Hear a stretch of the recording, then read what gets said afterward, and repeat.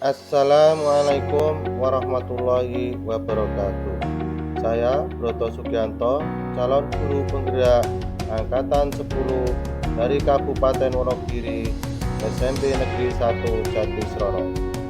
Pada kesempatan kali ini, saya akan melakukan aksi nyata kegiatan diseminasi di sekolah mengenai pemahaman dan pengalaman penerapan. Pada pembelajaran kali ini saya didampingi oleh fasilitator yang luar biasa, beliau Ibu Siti Alia, dan pengajar praktek Ibu Kuntari Purwaningsih. Nah, berikut ini merupakan kegiatan diseminasi di sekolah mengenai pemahaman dan pengalaman penerapan budaya positif. Assalamualaikum warahmatullahi wabarakatuh. Waalaikumsalam warahmatullahi wabarakatuh. Sebelumnya pada Bapak Ibu Guru yang saya hormati, marilah kita panjatkan puji syukur kehadirat Allah Tuhan Yang Maha Esa, yang mana pada hari ini kita masih diberi rahmat, hidayah dan inayahnya sehingga kita semua bisa hadir di ruangan ini untuk pemaparan dari saya, diseminasi hasil pengembangan profesi guru sosialisasi budaya positif. Sebelum kita lanjut Bapak Ibu semuanya, agar kegiatan pada hari ini kita diberi kelancaran, mari kita awali dengan bacaan basmalah bersama-sama. Bismillahirrahmanirrahim. Terima kasih. Bapak Ibu Guru, kali ini saya dari guru penggerak, calon guru penggerak, fasilitator saya adalah Ibu Siti Alia, kemudian pengajar prakteknya adalah Ibu Kuntari Purwaningsih. Bapak Ibu Guru semuanya, sebelum kita lanjut ke materi yang akan saya paparkan pada kesempatan hari ini, mari kita breathing dulu supaya tidak tegang, slow semuanya. Mari Bapak Ibu Guru, silakan berdiri semuanya.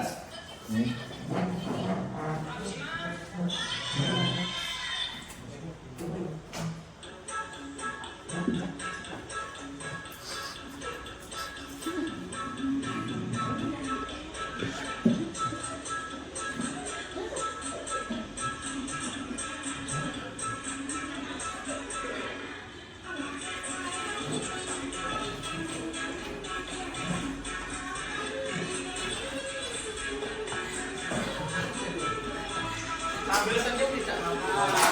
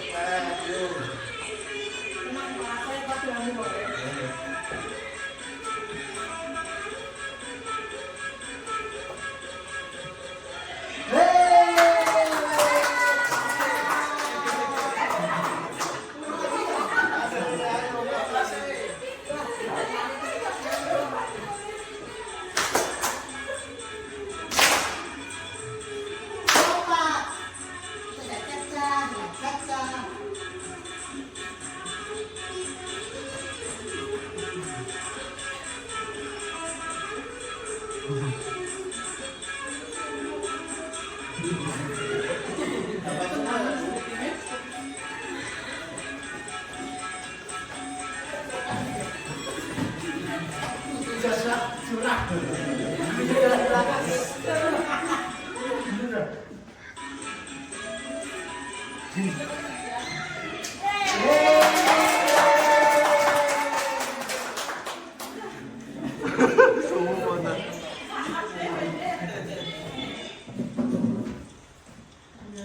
kasih Ibu, Bapak-bapak semuanya ya. Untuk kita lanjutkan. Semangat, harus semangat. Oke, kalau kita semangat kita lanjut ya. Tadi kita awalnya sudah kita kasih judul tentang budaya positif. Nah, untuk kali ini perkenankan saya untuk memaparkan terkait dengan budaya positif. Bapak Ibu semuanya, budaya positif di sekolah merupakan pembentukan karakter bagi peserta didik yang nantinya dapat menjadi pembiasaan-pembiasaan positif bagi peserta didik.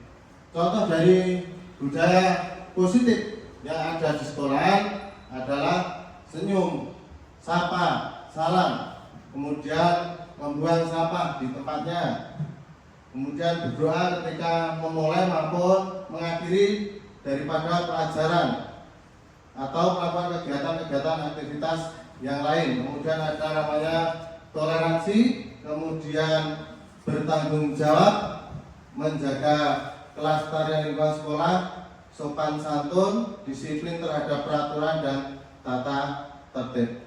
Nah, itu Bapak, Ibu, di sekolah mungkin sudah kita laksanakan terkait dengan pembiasaan positif itu ya. Termasuk pada Jumat bersih dan sebagainya, kemudian ada kegiatan-kegiatan lain yang terkait dengan kegiatan-kegiatan yang positif yang kita lakukan di sekolah. Selanjutnya Bapak Ibu, perubahan paradigma stimulus respon. Jika kita mau melakukan perubahan yang positif, maka mulailah dari diri sendiri. Karena apa? Kita khususnya seorang pendidik harus menjadi namanya teladan bagi peserta didik kita. Nah, pendidik harus dapat menciptakan suasana kelas yang nyaman, kondusif, indah, bersih dan menyenangkan, sehingga peserta didik merasa nyaman untuk melakukan pelajaran atau pembelajaran serta dapat mengembangkan potensi sesuai bakat dan minatnya. Bapak Ibu, kalau kita mengingat dari filosofis Ki Hajar Dewantara ya, yang Nadya Manungkarso, Tutur Handayani itu bahwa seorang guru harus memberi contoh atau suri teladan kepada anak didiknya, sehingga apa yang kita lakukan pasti akan dicontoh oleh siswa atau peserta didik. Walaupun penuh dengan godaan, kalau kita memegang teguh apa yang menjadi keyakinan kita, akan kita tetap dipertahankan. Demikian juga budaya positif akan bisa dilakukan kalau seorang guru bisa konsisten memberikan contoh positif kepada murid dan lingkungan sekolah. Nah, bisa kita tarik kesimpulannya. Tadi sudah saya sampaikan bahwasanya kita menjadi seorang pendidik, kita harus menjadi suri teladan yang baik. Kita harus bisa menyertakan di dalam kelas yang nyaman, kondusif, sehingga anak-anak akan termotivasi untuk belajar yang lebih baik. Selanjutnya adalah disiplin positif. Bapak Ibu, terkait dengan disiplin positif adalah merupakan unsur utama dalam terwujudnya budaya positif yang kita cita-citakan di sekolah kita. Disiplin positif merupakan pendekatan mendidik anak untuk mengontrol diri dan membutuhkan kepercayaan diri. Sebelum pelajari modul yang saya pelajari 1.4, itu saya beranggapan bahwa disiplin itu sangat erat hubungannya dengan tata tertib atau peraturan dan hukuman. Padahal itu sungguh berbeda ya. Jadi sebelum saya pelajari modul itu saya masih menganggap bahwa disiplin itu hubungannya dengan tata tertib atau peraturan dan hukuman. Karena belajar tentang disiplin positif tidak harus dengan memberi hukuman. Justru itu adalah salah satu alternatif terakhir dan kalau perlu tidak digunakan sama sekali. Bapak Ibu, terkait dengan kedisiplinan, itu seharusnya seyogyanya itu tidak memerlukan namanya hukuman. Tapi kalau memang itu masih dipakai, diperkenankan ya itu. Nah, yang selanjutnya adalah kita cenderung menghubungkan kata disiplin dengan ketidaknyamanan. Bapak Ibu, ketika siswa itu melihat tata tertib sekolah, kemudian pasti dia mengasumsikan kalau melanggar tata tertib pasti saya akan dihukum. Nah ini ya, ini menimbulkan ketidaknyamanan bagi peserta didik yang ada di sekolah. Nah, teori kontrol yang pertama adalah ilusi guru mengontrol murid. Pada dasarnya kita tidak dapat memaksa murid untuk berbuat sesuatu jikalau murid tersebut tidak melakukannya. Walaupun tampaknya guru sedang mengontrol perilaku murid, hal demikian terjadi karena murid sedang mengizinkan dirinya dikontrol. Saat itu bentuk kontrol guru menjadi kebutuhan dasar yang dipilih murid tersebut. Teori kontrol menyatakan bahwa semua perilaku memiliki tujuan, bahkan terhadap perilaku yang tidak disukai. Kemudian yang kedua adalah penguatan positif atau bujukan adalah bentuk-bentuk kontrol. Segala usaha untuk mempengaruhi murid agar mulai suatu perilaku tertentu adalah suatu usaha untuk mengontrol murid tersebut dalam jangka waktu tertentu. Kemungkinan murid tersebut akan menyadari dan coba untuk menolak bujukan kita, atau bisa jadi murid tersebut menjadi tergantung pada pendapat sang guru untuk berusaha. Kemudian yang selanjutnya, ilusi yang ketiga adalah bahwa kritik dan membuat orang merasa bersalah dapat menguatkan karakter. Menggunakan kritik dan merasa bersalah untuk mengontrol murid menuju pada identitas gagal. Mereka belajar untuk merasa buruk tentang diri mereka. Mereka mengembangkan dialog diri yang negatif. Kadang-kala sulit bagi guru untuk mengidentifikasi bahwa mereka sedang melakukan perilaku ini, karena seringkali guru cukup menggunakan suara halus untuk menyampaikan pesan negatif. Kemudian ilusi yang keempat adalah ilusi bahwa orang dewasa memiliki hak untuk memaksa. Banyak orang dewasa yang percaya bahwa mereka memiliki tanggung jawab untuk membuat murid-murid membuat hal-hal tertentu. Apapun yang dilakukan dapat diterima selama ada sebuah kemajuan berdasarkan sebuah pengukuran kinerja. Pada saat itu pula orang dewasa akan menyadari bahwa perilaku memaksa tidak akan efektif untuk jangka waktu panjang dan sebuah hubungan permusuhan akan terbentuk. Nah, itu Bapak Ibu terkait dengan teori kontrol dan ilusi. Ya, ada pertama 1, 2, 3, 4. Bapak Ibu, bagaimana seseorang bisa berubah dari paradigma stimulus respon kepada pendekatan teori kontrol? Ya. Nah, ini menurut ahli, ya, itu mengatakan, ya, dari Stephen R. Covey itu mengatakan, bila kita ingin membuat kemajuan perlahan, sedikit-sedikit ubahlah sikap atau perilaku Anda. Namun bila kita ingin memperbaiki cara-cara utama kita, maka kita perlu mengubah kerangka acuan kita. Ubahlah bagaimana Anda melihat dunia, bagaimana Anda berpikir tentang manusia. Ubahlah paradigma Anda, skema pemahaman dan penjelasan aspek-aspek tertentu tentang realitas. Kalau kita mengacu pada teori ini Bapak Ibu, ya,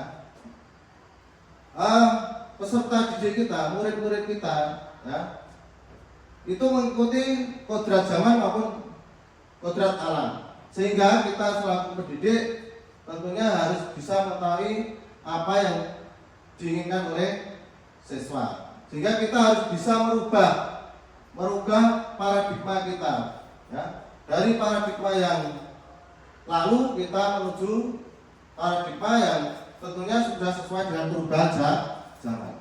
Itu, ya. Next. Nah, terkait dengan itu Ki Hajar Dewantara mengatakan bahwa untuk mencapai kemerdekaan atau dalam konteks pendidikan, kita saat ini untuk menciptakan murid yang merdeka, syarat utamanya adalah harus ada disiplin yang kuat.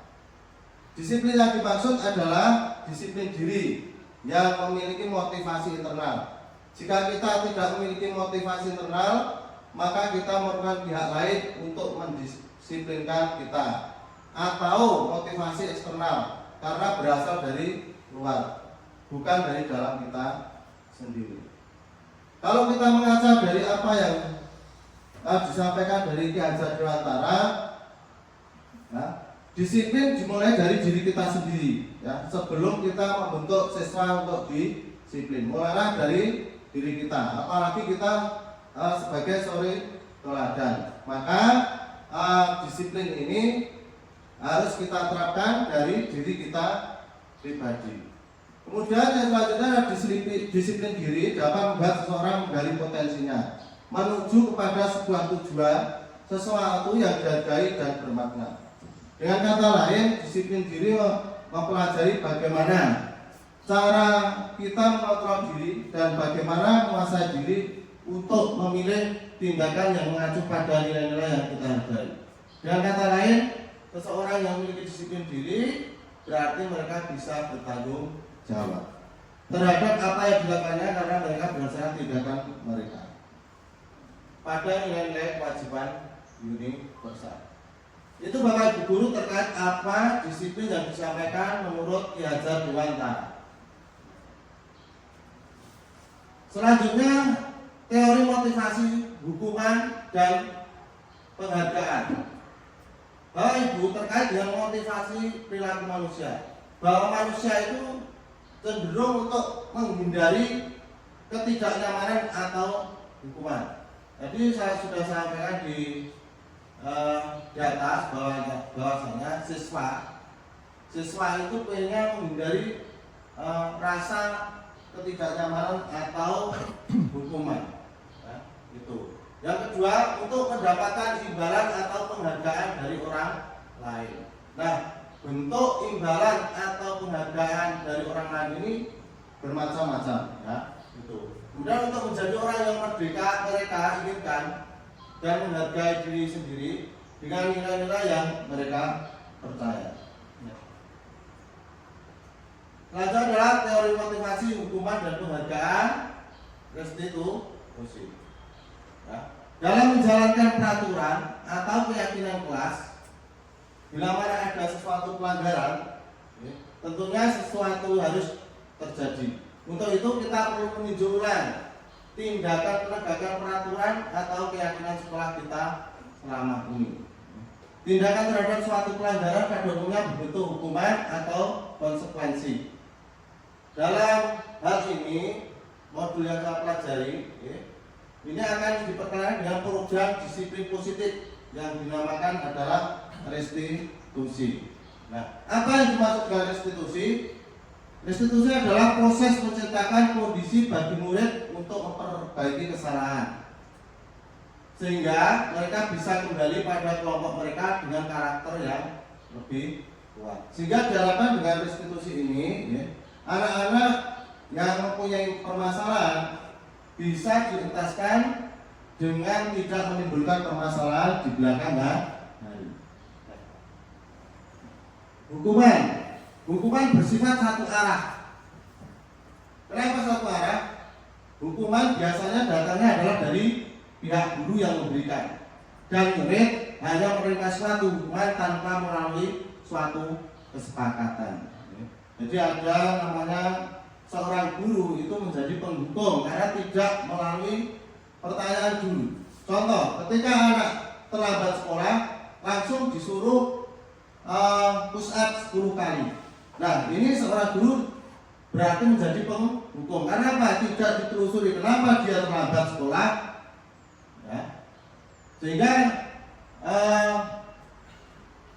peserta didik tahu-tahu harus tidak tanpa kesepakatan harus melakukan apa yang menjadi hukuman karena terlambat sekolah. Nah, ini hukuman yang diberikan bisa berupa fisik maupun psikis. Bentuknya fisik itu contoh dengan ucapan-ucapan, bisa dengan unjuk tangan, ya, bisa dengan perkataan. Kemudian ada nama fisik tadi sudah saya sampaikan, bisa dengan berputar mengelilingi halaman atau yang lain. Nah, anak akan merasa disakiti apabila disuruh misalnya push up 10 kali, kemudian berkeliling secara fisik ke halaman. Nah, ini selanjutnya, Pak. Ini contoh daripada posisi guru sebagai penghukum, ya.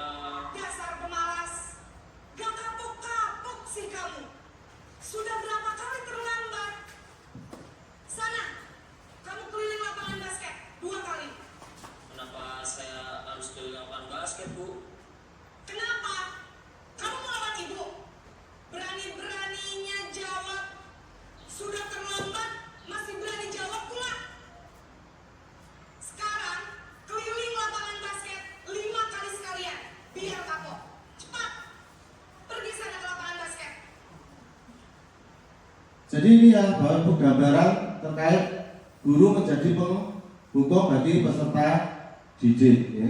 Jadi ketika anak terlambat sekolah atau datang ke sekolah, maka yang pertama dilakukan oleh guru tersebut adalah memberikan hukuman kepada siswa. Jadi siswa tidak diberi kesempatan untuk menguraikan kenapa dia terlambat, sehingga langsung seorang guru menjadi penghukum menyuruh anak peserta didiknya untuk memutari lapangan basket. Ini adalah bentuk penghukum.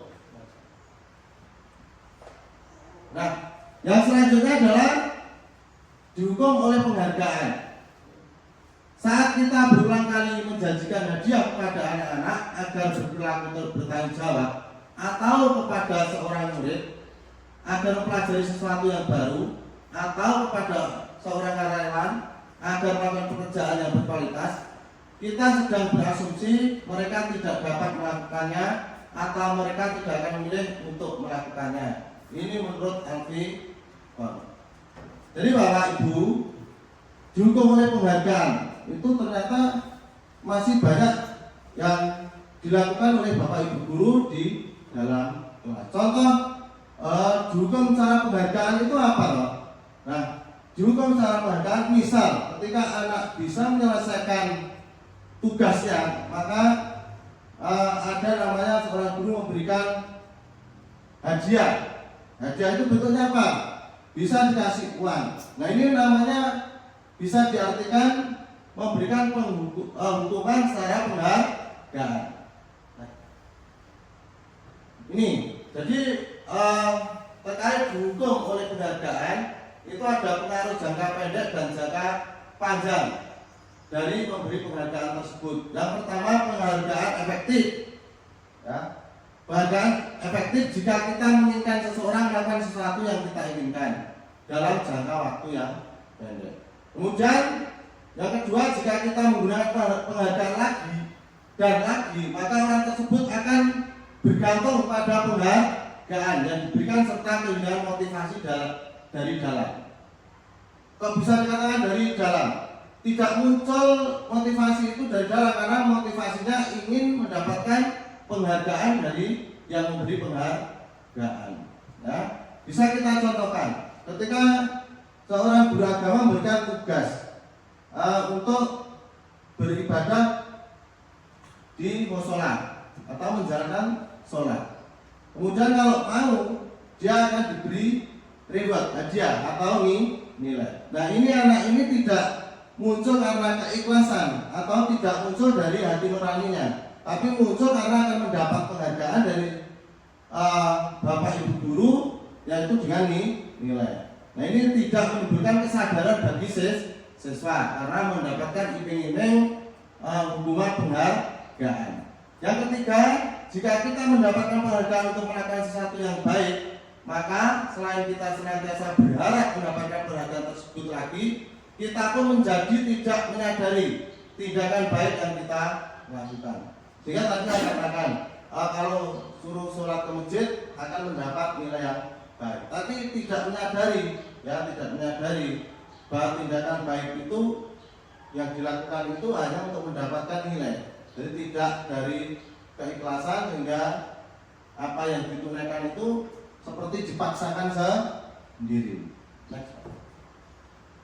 Nah, ini dampak dari dihukum oleh penghargaan tadi adalah penghargaannya tidak efektif karena ketika seorang guru tidak memberikan penghargaan lagi, maka seorang peserta didik itu nanti juga tidak akan melakukan kebiasaan yang baik, ya, karena sudah tidak ada penghargaan, ya. Jadi tidak efektif. Kemudian penghargaan merusak hubungan, ya. Sehingga ketika tidak sudah diberi namanya penghargaan oleh seorang guru, maka peserta didik tadi sudah acuh tak acuh, ya, tidak mau melakukan, sehingga akan terjadinya merusak hubungan. Kemudian penghargaan mengurangi ketepatan. Yang keempat adalah menurunkan kualitas, ya. Karena siswa sudah malas untuk belajar lagi ketika tidak ada penghargaan dari seorang guru. Kemudian juga mematikan kreativitas. Kemudian yang terakhir adalah penghargaan menghukum. Nah, sehingga yang diperlukan adalah motivasi dari dalam diri atau intrinsik. Ya. Apa maksudnya? Saat seorang anak belajar pertama kali menggabungkan huruf-huruf dan kata-kata serta menyadari bahwa ia dapat membaca, timbul pijar di matanya dan sebuah senyuman di wajahnya. Anak tersebut begitu gembira bahwa ia telah mempelajari dan menguasai suatu keterampilan baru. Kesadaran akan kemampuannya bahwa dia sudah dapat membaca sendirinya sudah merupakan sebuah penghargaan. Nah, ini ya, yang diharapkan adalah penghargaan itu timbul dari pribadinya sendiri, ya, bukan dari orang lain. Apa artinya? Ketika anak kita mengajari anak, ya, waktu kecil mungkin berhitung 1, 2, 3, 4, kemudian dia bisa, ketika dia melakukan sendiri bisa, maka dia akan senang dan mengatakan, oh ibu, oh bapak, saya sudah bisa berhitung. Nah, ini namanya motivasi datang dari dalam diri sendiri, gitu. Karena anak-anak TK itu kan menyenangkan, ya, ketika dia bisa itu dengan gembira, ya. Jadi tanpa penghargaan dari orang lain, artinya tidak mengharap penghargaan, tapi kalau ketika dia bisa melakukan sesuatu, misalnya membaca atau berhitung, dia pasti akan senang, merasa senang. Kemudian konsekuensi, Bapak Ibu terkait dengan konsekuensi sudah terencana tentunya dan sudah disepakati, ya, bahwa dan disetujui oleh murid dan guru. Umumnya bentuk-bentuk konsekuensi dibuat oleh guru atau sekolah dan murid sudah mengetahui sebelumnya konsekuensi yang akan diterima bila ada pelanggaran. Pada konsekuensi atau yang didiskusikan bersama, maka murid tetap dibuat tidak nyaman untuk jangka waktu pendek. Ketika ada konsekuensi belum terbiasa, maka siswa akan merasa menjadi beban dan tidak nyaman dengan konsekuensi yang telah disepakati. Konsekuensi biasanya diberikan berdasarkan suatu data yang umumnya dapat diukur. Selanjutnya adalah restitusi. Melalui restitusi, ketika murid berbuat salah, guru akan menanggapi dengan cara yang memungkinkan murid untuk membuat evaluasi internal tentang apa yang dapat mereka lakukan untuk memperbaiki kesalahan mereka dan mendapatkan kembali harga dirinya. restitusi tidak hanya menguntungkan korban, tetapi juga menguntungkan orang yang telah berbuat salah. Jadi dengan metode restitusi ini nanti ya, yang akan kita bahas, maka siswa juga diuntungkan, Bapak Ibu guru yang melalui metode restitusi ini juga akan diuntungkan. Nah, ini Bapak Ibu guru, ciri-ciri restitusi yang membedakannya dengan program disiplin lainnya adalah yang pertama, restitusi bukan untuk menebus kesalahan, namun untuk belajar dari kesalahan. Jadi bentuknya di sini adalah penyelesaian sehingga anak akan tidak mengulangi lagi dari kesalahan yang telah diperbuat. Tapi ketika hukuman itu kadang-kali akan diulangi lagi terus. Dan dengan restitusi ini anak akan merasa bersalah dan tidak akan mengulangi apa yang dilakukan. Kemudian yang selanjutnya restitusi memperbaiki hubungan dengan siapa? Tentunya hubungan dengan warga sekolah. Kemudian restitusi adalah tawaran, bukan paksaan. Jadi nanti ada tawaran, ya, sehingga akan timbul konsekuensi. Ketika melakukan kesalahan, tawarannya apa? Ya, itu sesuai yang disepakati bersama. Itu. Kemudian restitusi menuntut untuk melihat ke dalam diri. Dan selanjutnya dari restitusi mencari kebutuhan dasar yang mendasari tindakan. Restitusi fokus pada karakter, bukan tindakan. Jadi intinya bahwa restitusi ini adalah membentuk karakter anak, sehingga yang perilaku yang sebelumnya mungkin bisa berubah dengan cara kita menggunakan metode restitusi. Restitusi menguatkan restitusi fokus pada solusi, jadi memecahkan masalah yang dihadapi oleh siswa. Ketika anak mempunyai masalah, tadi terlambat misalnya ya, seorang guru mungkin mengukur, tapi dengan metode restitusi ini akan dicari permasalahannya. Kenapa anak terlambat? Ya, karena mungkin saja anak masih membantu orang tuanya di rumah sehingga menimbulkan keterlambatan. Nah ini nanti akan dicari permasalahannya, akar masalahnya, sehingga anak tidak akan mengulangi kembali datang sekolah dengan terlambat, ya, tanpa paksaan, sehingga anak menyadari dengan sendirinya. Kemudian restitusi mengembalikan murid yang berbuat salah pada kelompoknya. Pada kelompok siapa? Kelompok tentunya yang tidak mempunyai masalah atau selalu melakukan tindakan yang tidak disiplin sesuai dengan aturan dan tata tertib sekolah. Yang ketiga adalah keyakinan kelas.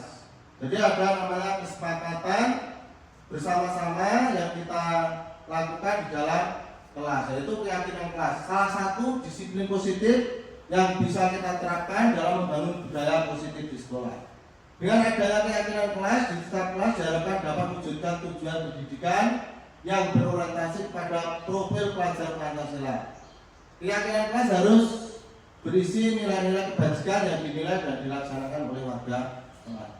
Bapak Ibu semuanya, tentunya di dalam kelas semua sudah ada namanya keyakinan kelas. Keyakinan kelas dibuat secara bersama-sama oleh siswa dan Bapak Ibu guru. Ya, banyak sekali apa saja keyakinan kelas, nanti akan kita bahas yang selanjutnya. Tahap menciptakan program kebajikan. Ya. Yang pertama adalah ya, daftar kebajikan yang telah disusun secara bersama. Yang kedua, tentukan nilai-nilai kebajikan yang ingin dijadikan perhatian utama di sekolah atau di kelas. Kemudian sempurnakan beberapa daftar nilai kebajikan yang utama. Buatlah poster atau muat di media tentang keyakinan sekolah.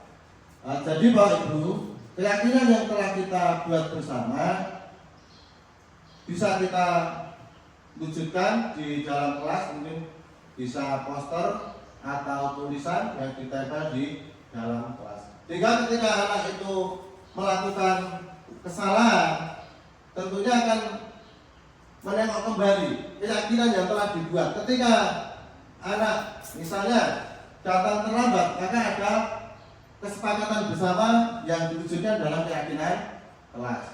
Ketika anak tidak mengerjakan tugas, tentunya ada konsekuensi yang harus dilakukan atau yang diterima sesuai dengan keyakinan kelas yang telah dibuat.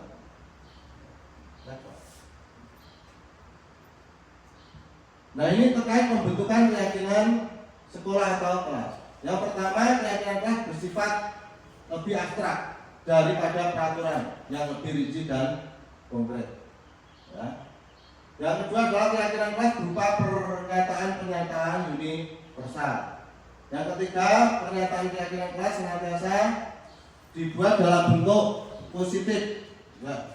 Yang selanjutnya adalah keyakinan kelas hendaknya tidak terlalu banyak, sehingga mudah diingat dan dipahami oleh semua warga kelas, yaitu peserta didik. Yang selanjutnya adalah keyakinan kelas baiknya sesuatu yang dapat diterapkan di lingkungan tersebut.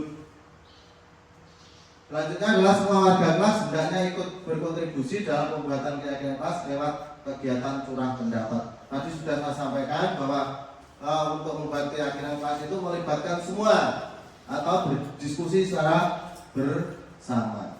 Kemudian bersedia meninjau kembali keyakinan kelas dari waktu ke waktu. Sesuai tidak apabila ada kesalahan atau permasalahan yang timbul kemudian di keyakinan kelas itu tidak ada belum tercantum, maka kita tinjau kembali keyakinan kelas itu sudah sesuai atau belum. Kalau belum sesuai berarti kita tambahkan lagi untuk kita bentuk menjadi keyakinan kelas atau sekolah. Nah, ini jadi proses membuat keyakinan kelas ya.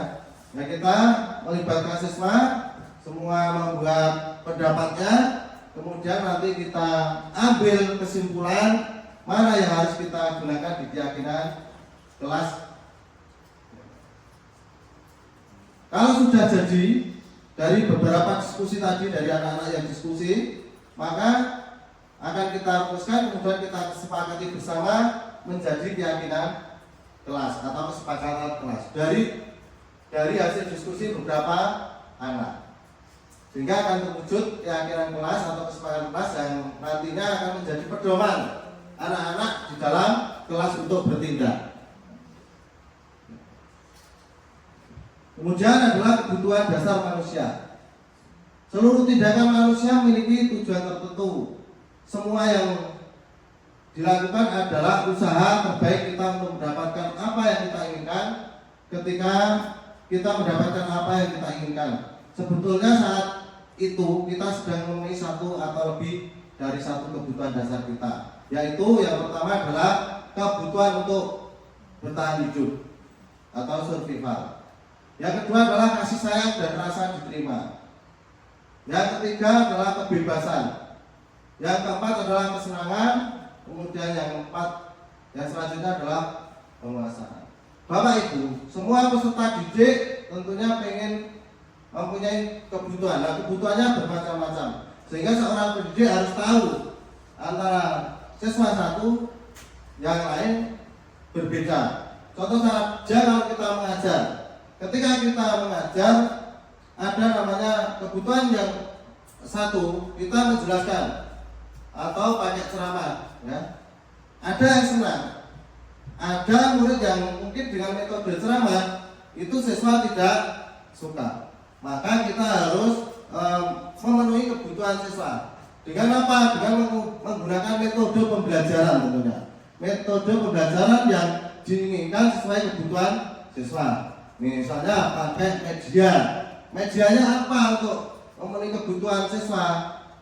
Nah, kalau anak-anak yang senang membaca, kita arahkan ke perpus untuk literasi. Kemudian anak-anak yang sukanya menonton, berarti kita menggunakan alat LCD, kemudian kita memakai YouTube dan sebagainya. Kemudian kasih sayang dan rasa diterima. Kalau dulu mungkin ada namanya siswa atau peserta didik itu, kalau waktu saya itu namanya dicireni, ya, dibedak-bedak nih. Nah, kalau sekarang semua siswa itu harus merasa sama mendapatkan kasih sayang oleh semua guru, baik itu mungkin secara kecerdasan lebih maupun bagi peserta didik yang kecerdasannya di bawah rata-rata. Betul. Kemudian siswa harus diberi kebebasan untuk berekspresi dan berkreativitas. Tuh. Kemudian kesenangan. Tadi saya sampaikan bahwa kesenangan antara siswa satu dengan yang lain berbeda-beda cara mendapatkan kita pembelajarannya. Tuh ya. Jadi ketika seorang murid melakukan sesuatu perbuatan yang bertentangan dengan nilai-nilai kebajikan atau melanggar peraturan, hal itu sebenarnya dikarenakan mereka gagal memenuhi kebutuhan dasar. Nah ini, jadi kita seorang guru harus peka terhadap anak didik kita. Kemudian yang kelima adalah posisi kontrol. Ya. Menurut Gianni Gosser dalam bukunya Restitution Turing School Discipline mengembangkan bahwa guru perlu meninjau kembali penerapan disiplin di dalam ruang-ruang kelas mereka selama ini. Apakah telah efektif?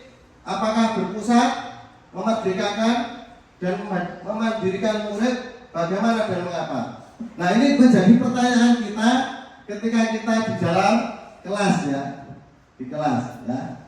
Apakah kita sudah memerdekakan murid? Artinya apa? Memberi kebebasan pada siswa untuk mengembangkan pendapat ya. Kemudian berpusat pada siswa. Apakah kita sudah memberikan kebebasan untuk pembelajaran berpusat pada peserta didik? Kita tinjau lagi kepada diri kita ya. Kalau menurut filosofi Ki Hajar Dewantara, pembelajaran itu seyogyanya, sebaiknya harus berpusat pada peserta didik. Jadi kalau zaman dulu itu berpusat pada guru, kalau sekarang berpusat pada peserta didik.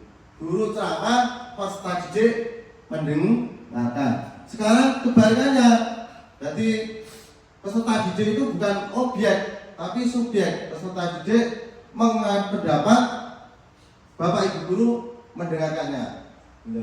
Yang selanjutnya adalah teori kontrol dari William Glasser. Ya. Berkesimpulan ada 5 posisi kontrol yang diterapkan seorang guru, orang tua ataupun atasan dalam melakukan kontrol.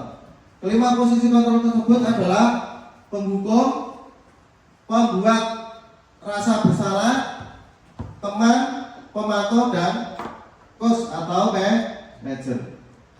Ya. Nah ini Ibu, jadi ada 5 ya. Jadi penghukum tadi sudah kita pelajari di depan ya. Jadi seorang guru bisa menjadi penghukum, kemudian bisa membuat merasa bersalah, kemudian bisa menjadi teman, kemudian yang keempat bisa menjadi pemantau, yang terakhir bisa menjadi manajer. Nah ini Bapak Ibu contoh daripada 5 posisi kontrol.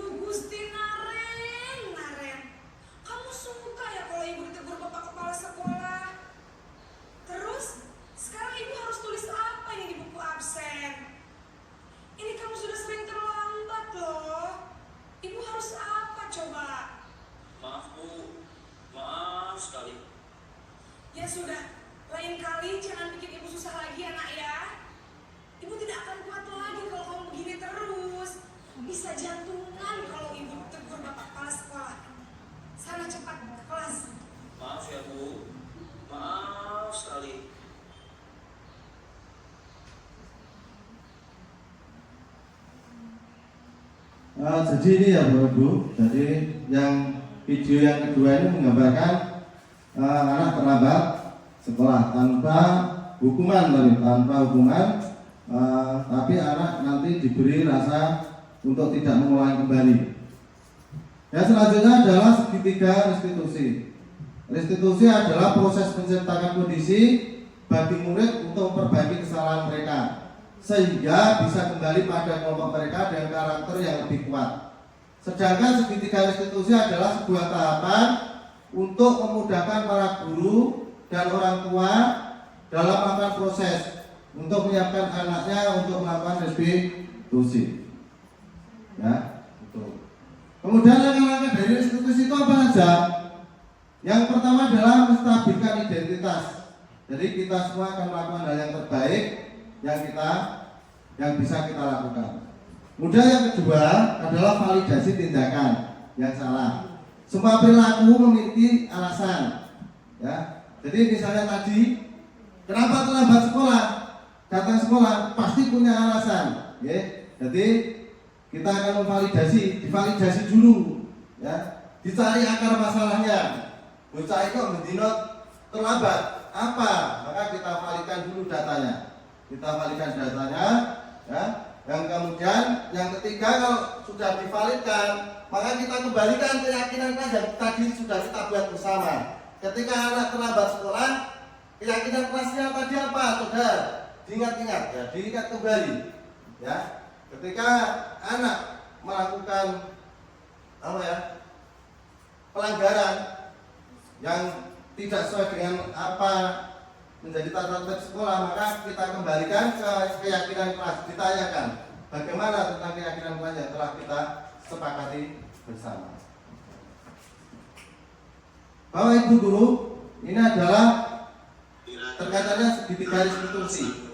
Kenapa kamu tidak mengusulkan tugas? Tapi ada mengandung Pak, soalnya melanggar struktur sampai jam 12 malam.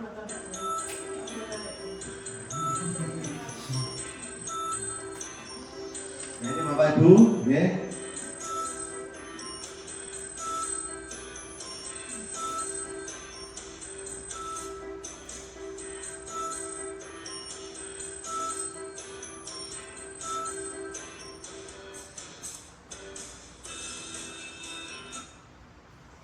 Selamat pagi Pak. Selamat pagi, ya. Silakan duduk. Oke. Kamu tahu nggak kamu dipanggil Pak untuk kesini kenapa? Mungkin dari Thailand juga tugas Pak. Kemarin kamu masuk kan? Iya Pak, masuk tetapi saya tidak menggunakan tugas. Dengan semua orang pasti pernah melakukan kesalahan. Pak Broto pun juga sama. Namun setiap kesalahan pasti ada alasannya. Kira-kira apa alasanmu? Kenapa kamu tidak mengusulkan tugas? Tapi ada mengandung Pak, soalnya melanggar struktur sampai jam 12 malam. Akhirnya saat pelajaran mengantuk. Mengantuk, kamu masih ingat keyakinan kelas kita? Masih Pak. Kalau kamu masih ingat apa yang kamu lakukan itu sudah sesuai dengan keyakinan kelas kita belum? Belum Pak.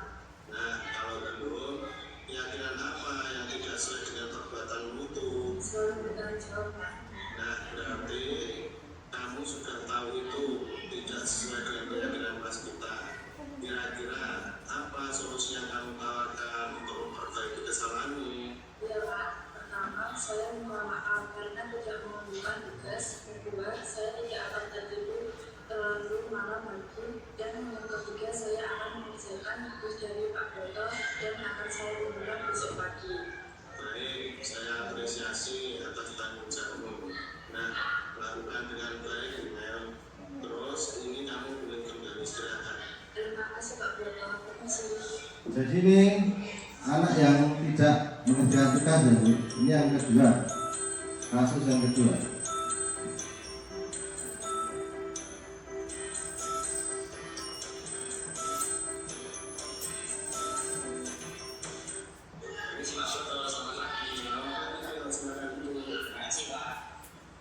Hari Senin kamu tidak ikut ekstra OSIS ya? Iya Pak, soalnya di Senin kemarin saya dibuat karena mau belajar Indonesia pertama lama. Wah, ini kebetulan saat mengasih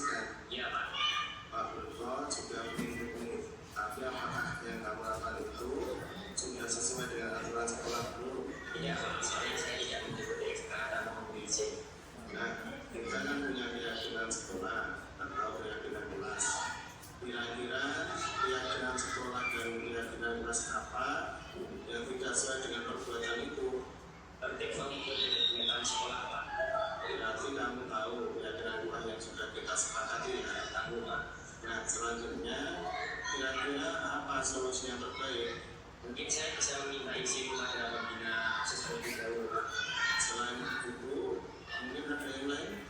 Saya mengikuti ekstra terlebih dahulu, baru mengikuti ekstra. Berarti kamu sudah tahu solusinya ya? Tidak Pak. Berarti kedepannya kamu bisa menerapkan peraturan sekolah kita sesuai dengan keyakinan yang sudah kita buat ya. Baik Pak, insya Allah saya akan memiliki banyak ke depannya. Sekarang silakan kembali ke kelas untuk pelajaran selanjutnya. Terima kasih.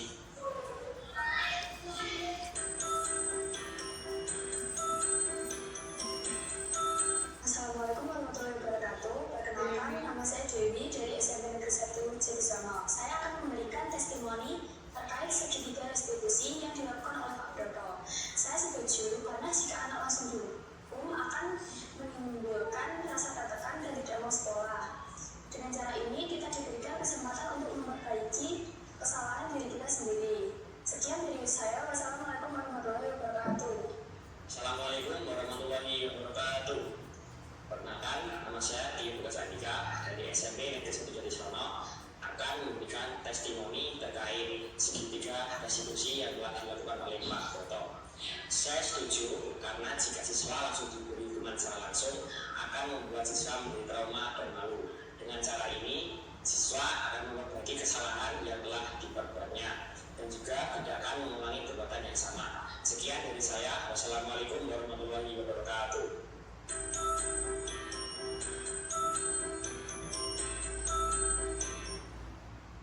Jadi ini ya Pak Ibu, jadi terkait dengan pemaparan saya, apa yang saya sampaikan terkait dengan 5 posisi kontrol, kemudian segitiga restitusi, keyakinan kelas, dan budaya positif yang ada di sekolah yang Bapak Ibu ampuh. Untuk itu dari saya cukupi. Terima kasih banyak. Apa yang sudah saya paparkan mungkin bisa jadi acuan untuk pembelajaran di sekolah kita. Dari saya cukupi. Akhirul kalam. Wassalamualaikum warahmatullahi wabarakatuh. Waalaikumsalam warahmatullahi wabarakatuh. Assalamualaikum warahmatullahi wabarakatuh. Perkenalkan, nama saya Eka Yuswa Sutamso. Saya mengajar di kelas 8 SMP Negeri 1 Jatisono, mata pelajaran bimbingan konseling. Perkenalkan, pada kali ini saya akan menyampaikan refleksi terkait dengan diseminasi budaya positif di sekolah yang disampaikan beliau Bapak Broto Sugianto. Tentu saja apa yang beliau sampaikan ada sisi kelebihan maupun kekurangan. Yang pertama, sisi kelebihannya yaitu apa yang beliau sampaikan terkait 5 posisi kontrol, keyakinan kelas, dan segitiga restitusi sangat menarik dan bisa dijadikan referensi untuk diimplementasikan dalam kegiatan pembelajaran khususnya di SMP Negeri 1 Jatisono. Sedangkan kekurangannya, belum ada sesi tanya jawab dalam kegiatan diseminasi tersebut. Demikian refleksi dari saya. Wassalamualaikum warahmatullahi wabarakatuh.